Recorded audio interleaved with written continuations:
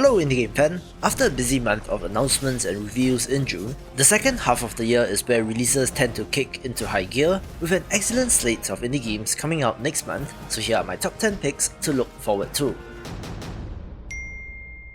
Let's begin with the Norse-themed Tribes of Midgard, an action RPG with crafting elements, having you and a couple of friends rallying together in order to stop giants from destroying the realm.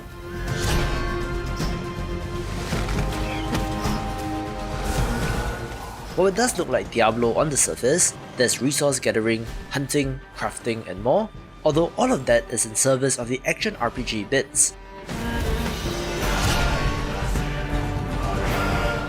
The action looks fantastic, looking to have a nice variety in weapons and abilities, but the mythical monsters and giants that you battle have some fantastic designs as well.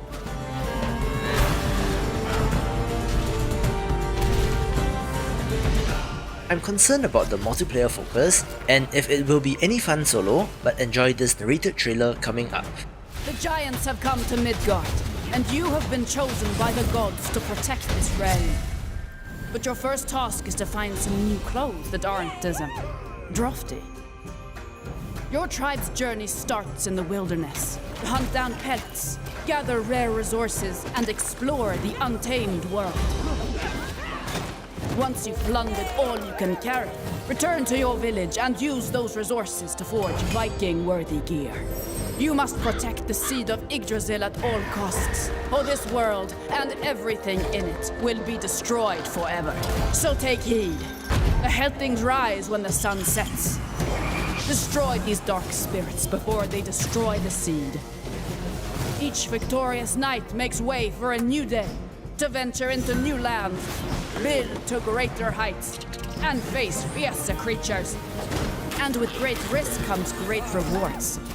But be careful, you're of little use to Midgard squashed by a troll. Craft legendary weapons, build deadly defenses, and grow the strength of your tribe, because those giants are on their way. And it's time for us to end their path of destruction. Let's show them our might is greater than their height. As the saying goes, Valhalla! Can't wait!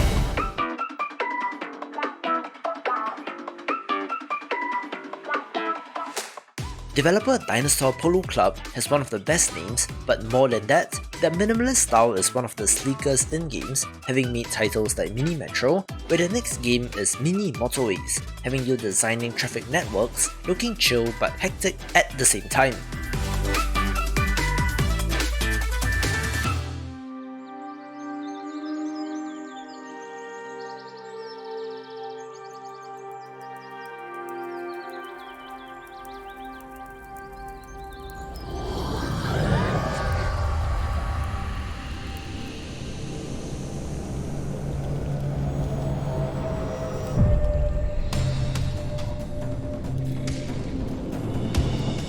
A fantastic looking puzzle platformer is Unbound Worlds Apart, one where you play as a mage with the power to open portals to other worlds, using these to traverse the world and to defeat a great evil.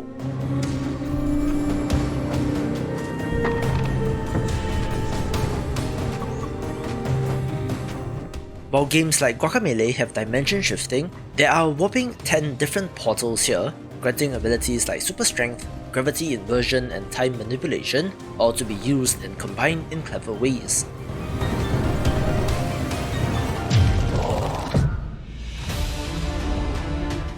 The long-anticipated Cris Tales hopefully makes it to launch next month, where it was initially slated for November last year but got pushed, but this is a must-play for JRPG fans. The main gimmick is all about time manipulation, allowing you to peek into and affect the past, present and future all at the same time. The Time Empress is threatening the world, and it is up to our heroine and her companions to save the day, having a world and combat inspired by both modern and retro classics like Chrono Trigger, Final Fantasy and Bravely Default. I don't know how to thank you enough. This is gonna change my life. Beautiful hand-drawn art as well, making it a no-brainer pick.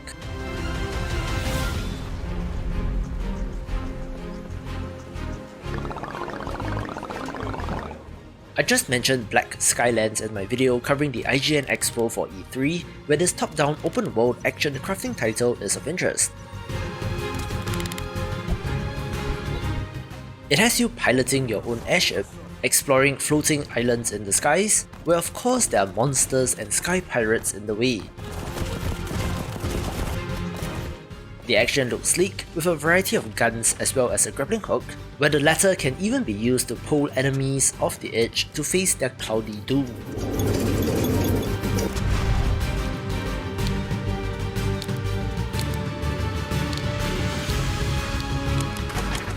There are base building elements as you improve your hub to unlock additional upgrades, so it does have many of the elements that could make this very compelling.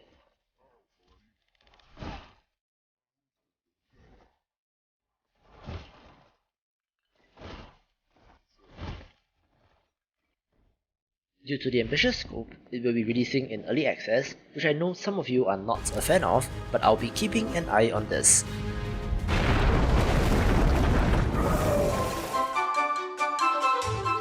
The release news for Alchemic Cutie might have gone under the radar, since this adorable slime-wrenching title will be an Xbox exclusive at release. Kind of a weird choice, since indies are usually Steam or Switch first, but I do hope it works out for the developer. Business aside, this is a very cute life sim title as you explore the island to tame wild jellies, enter them into competitions, and to uncover the secrets of the island. It does look like Slime Rancher crossed with Stardew Valley, so of course I'm in, although I'll be waiting for the PC version down the line myself.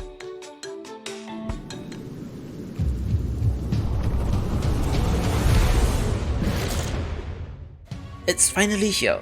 The long-anticipated Souls-like boss rush title, Eldest Souls, did get a release date. We are delving into the secret walls of the Citadel to kill the old gods who have unleashed desolation upon the land.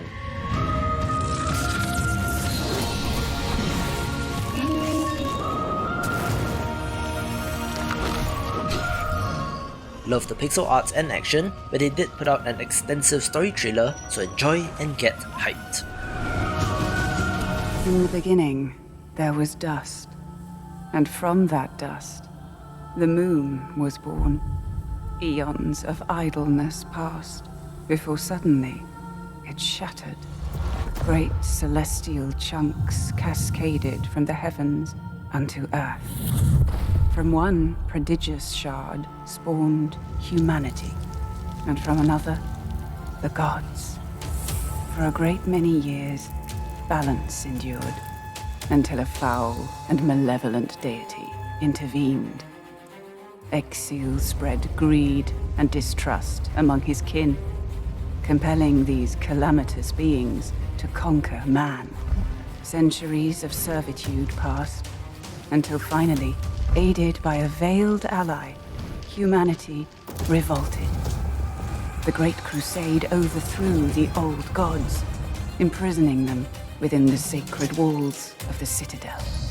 At the expense of untold lives, a peace was wrought, but it was not meant to last, for the miscreant Exil returned from his concealment, conducting atrocious experiments upon his caged kindred. A darkness permeated the lands.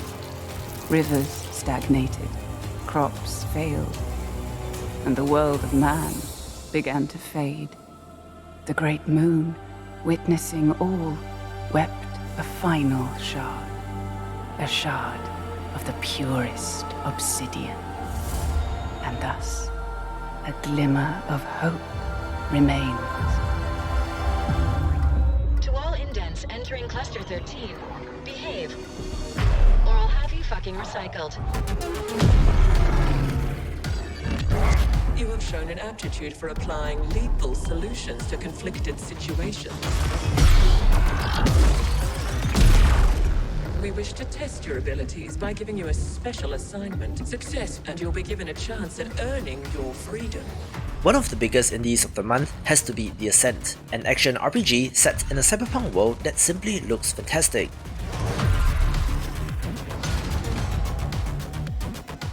In a world where people are owned by mega corporations, one of the largest, known as the Ascent Group, has collapsed, granting unexpected freedom to its former workers, but the power vacuum needs to be filled, so both rival companies and criminal organizations are moving in.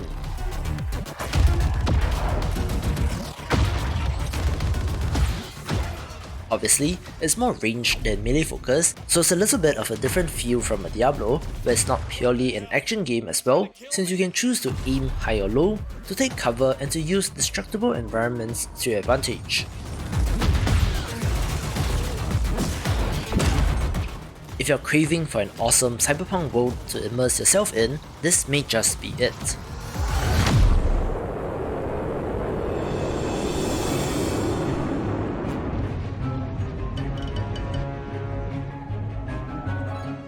A very pleasant surprise for me is the reveal of the early access release of Dream Engine's Nomad Cities, a survival factory builder title with an awesome look, where it's one part Dyson Sphere program and one part Airborne Kingdom.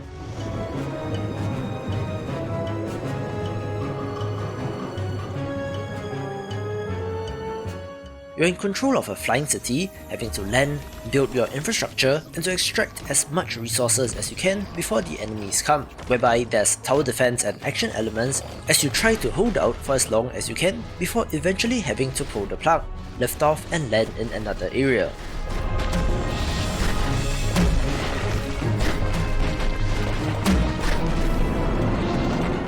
Super impressed by the look, and I'm curious about the gameplay structure, so I cannot wait to play.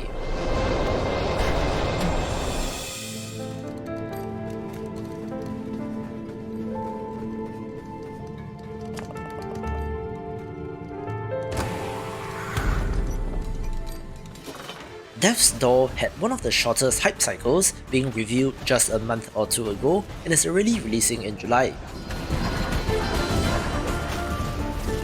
It's a sleek Zelda-style action-adventure title where you play as a Crow Grim Reaper, where a routine assignment goes wrong and you have to hunt down a stolen soul in a realm untouched by death.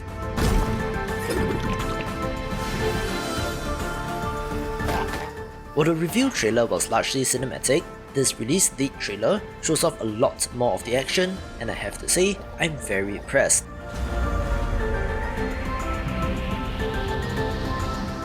Love the look and theme, channeling titles like Hyperlight Drifter and Tunic, with there being some impressive boss fights as well.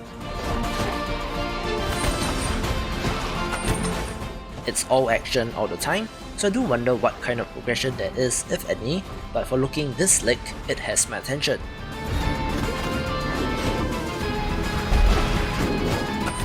It does also come to us from the developer of Titan Souls, so it's a fantastic pedigree, making it take the #1 spot. To see more of the big picture, check out these awesome videos, and I will see you after the jump.